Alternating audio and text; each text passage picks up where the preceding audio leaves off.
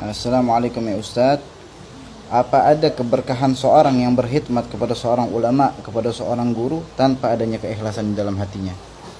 Ya, ikhlas itu menjadi ruh dari sebuah amal ya. Jadi kalau seumpama ikhlas itu tidak ada, maka amalnya itu juga dianggap tidak ada. Jadi percuma dia itu melakukan sesuatu kalau bukan karena Allah SWT. Nah, maka nalillah baqiya wastamar. Segala sesuatu yang dilakukan karena Allah, maka itu akan kekal. Apa yang kekal? Ya pahala. Ada maknanya. Ada manfaatnya. Itu maksudnya.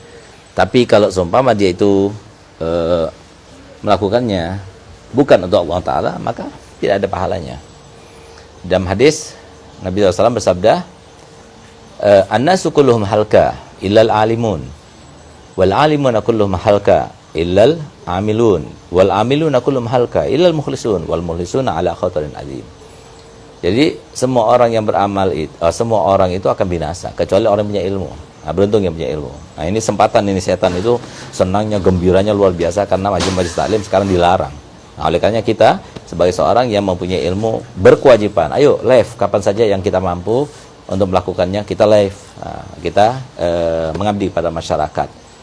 Semoga dengan semacam ini kita membanggakan Nabi Muhammad, menggembirakan Nabi Muhammad, membahagiakan Nabi Muhammad.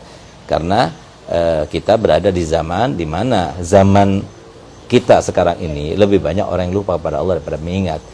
Nah, oleh karenanya Allah Ta'ala menyinggungnya dalam Al-Quran, disebutkan wala takunu kalladzina nasullaha fa'ansahum anfusahum. Jangan kalian menjadi orang yang telah lupa kepada Allah.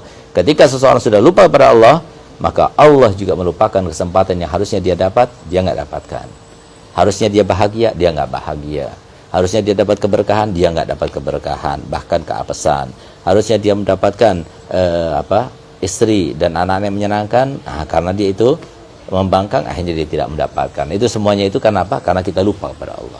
Oleh karenanya kita mengingatkan. Bagaimana cara mengingatkan? Ya dengan majelis taklim, dengan berdakwah kemana-mana, dengan kita mengingatkan, fadzakir fa inna dzikra tanfa'ul mu'minin. Ingatkanlah dan selalu mengingatkan, karena sesungguhnya pengingatan itu merupakan sebuah hal yang sangat bermanfaat bagi kaum mukminin. Ya. Nah, oleh karena itu maka apa tadi pertanyaan?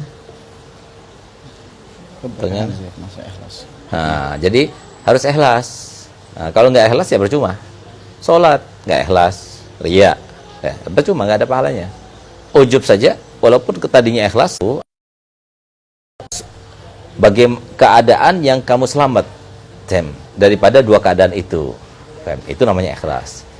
Nah, jadi kata ulama, kalau kita mau melihat keikhlasan, maka lihatlah kepada perkataannya Imam Syafi'i radhiyallahu anhu ardhah, di mana beliau katakan, aku berkeinginan, aku sangat berangan-angan, aku sangat berkehendak semua orang mengambil mazhabku, ikut mazhabku, tapi tidak ada satu potong pun kata-kata yang dinisbahkan kepadaku daripada kata-kata ilmu fikih mazhab Syafi'i. Subhanallah, dikabulkan Allah Ta'ala, angan-angannya dikabulkan. Nggak pernah kita dengar ketika kita belajar fikih, baik itu fikih kitab yang kecil maupun kitab yang besar, gola Syafi'i nggak ada, tapi gola bin Hajar, gola Ramli, gola Al-Khatib Syarbini, gola Imam Rafi'i, gola Imam Nawawi, gola Imam Subki, gola Imam Buaiti, jadi min ashabi Syafi'i, dan semuanya.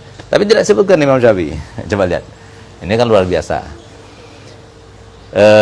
Dan suatu waktu pernah ada cerita, yaitu kitab Zubat yang sangat terkenal itu ya. Alhamdulillah kami menghafalnya, dan kami wajibkan hafalan kitab Zubat di Pondok Dalwas ini ya. Jumlahnya baitnya itu 1080 sekian, 1080. Nah, dimana setelah beliau itu menulis kitab Zubat itu selesai sudah, maka dia ikat lalu dilemparkan ke laut. Dia berangkat naik kapal sampai ke tengah laut, begitu sampai tengah laut dia lemparkan. Dia bilang, kalau karena Allah aku tulis ini, maka selamatkanlah ya Rabb. Tapi kalau bukan karenamu ya Rabb, maka tenggelamkan dan jangan selamatkan buku ini. Dibuang. Subhanallah, karena keikhlasannya dia, maka Allah selamatkan. Sehingga ada seorang nelayan yang melihat ada sebuah buku yang terapung di atas air, tapi tidak basah. Nggak ada plastiknya, nggak ada penutupnya, tapi tidak basah. Ini sesuatu yang aneh. Maka diambilnya, dibawalah ke raja pada waktu itu, dan subhanallah oleh raja itu kemudian diperbanyak dan kemudian diajarkan serta disebarkan. Nah, ini keberkahan daripada ikhlasnya pengarang kitab Zubat, ya. Nah, oleh karena itu maka di sini kalau semua nggak ikhlas ya percuma gitu. Ya lebih baik tinggalkan saja. Jadi capek-capekin diri aja gitu. Nah, jadi usahakan kita khidmah ikhlas, kita ibadah ikhlas, kita apapun kita lakukan ikhlas. Nah, jadi bukan karena manusia, karena Allah. Dan ingat, untuk kita kunci mendapatkan keikhlasan dalam semua amal adalah manusia itu bisa berbuat apa. Kita melakukannya untuk manusia. Kita meninggalkannya karena manusia. Kita melakukannya supaya disebut oleh manusia. Kita melakukannya supaya dihitung-hitung oleh manusia. Jadi katakan hebat, diberi-beri dan sebagainya. Apa yang bisa dilakukan manusia? Apa yang bisa dilakukan mereka? Enggak beda. Yang bisa melakukan hanya Allah. Fa innal izzata lillahi jami'a. Yang namanya kemuliaan hanya milik Allah. Kita nggak dapat harta benda kecuali karena Allah yang berkehendak. Kita tidak mendapatkan kemuliaan kecuali karena Allah yang berkehendak. Ya semua karena Allah. Jadi jangan sampai kita itu tertipu, ya, oleh setan dengan kita itu melakukan sesuatu itu dengan tanpa keikhlasan. Jadi ikhlaslah dan belajarlah untuk ikhlas, ya. Belajar ikhlas kepada di dalam beramal kita itu ikhlas karena Allah Subhanahu wa taala.